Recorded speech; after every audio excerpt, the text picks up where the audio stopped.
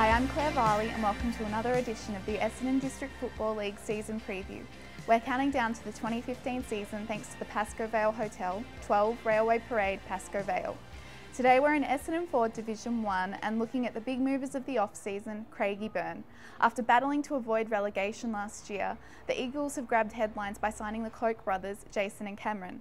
Are they now legitimate premiership contenders? Let's ask Pellizzeri and Adem Saricaoglu.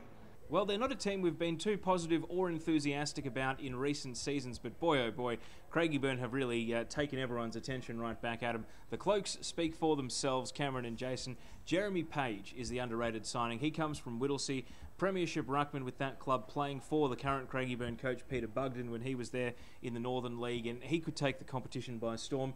Tom McKinlay is a handy centre-half back / ruckman coming from Parkside in the Northern League, and also Josh Young, well known to the EDFL at Avondale Heights, and Scott Hamilton, former Airport West player previously with Rushworth in the KDFL. They might lose Jake Laley to West Coburg, but it really is all about the additions rather than the departures this off-season at Craigieburn.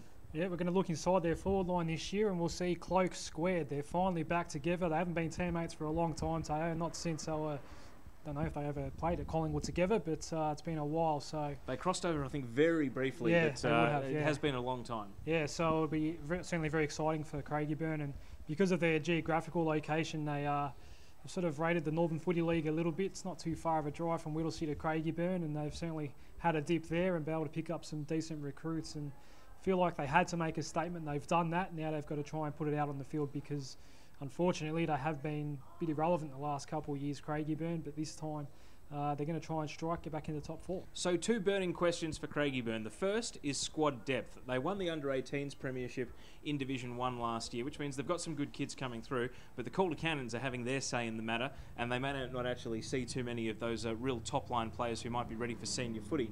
The other is that they're coming from a long way back. This is a team that had a horrible percentage last year. They only won a couple of games for the entire season. Have we put the cart before the horse? Are we expecting things a little bit too big of Craigieburn to say that they've flown right into premiership contention on the back of the recruiting that they've done?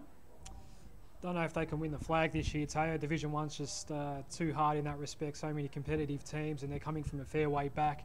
They can certainly push for finals, a bit like West Meadows last year. I reckon they can certainly get back up there and become relevant again. I think that's the priority for them.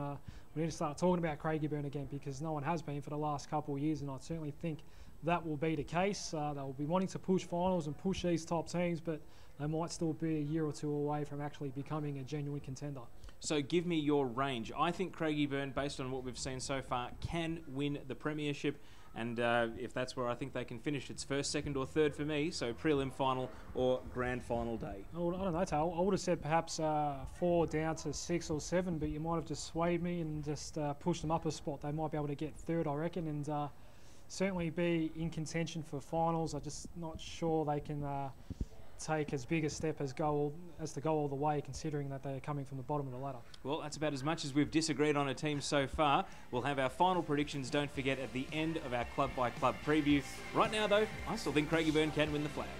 That's it for this edition of the Essendon District Football League 2015 Season Preview.